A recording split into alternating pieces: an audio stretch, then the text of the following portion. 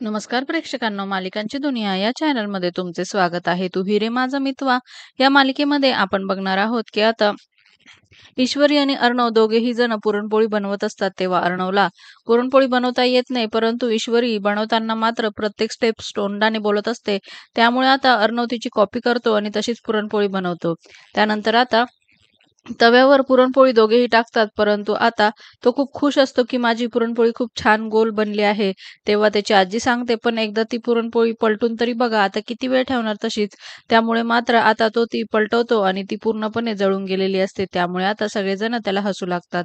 दुसरीकडे मात्र आता होळीसाठी सगळेजण त्याची वाट बघतात. तेव्हा लगेचच आता अंजली म्हणू लागते की तू माझ्या भावाला असं हसू नकोस काय, त्याची पुरणपोळी व्यवस्थित जमली नाही म्हणून तो आला नाही असं कशाला काय बोलतेस. आणि तेवढ्यात तिथे आजी मात्र त्याला घेऊन येते होळीच्या पूजेसाठी. येणाऱ्या भागात आपण बघणार आहोत की अर्णव मात्र फोनवर बोलतो. त्यानंतर आता फोन ठेवल्यावर लावण्य तिथे येते आणि त्याला हॅपी होली बोलते. तसंच तोही तिला विश करतो.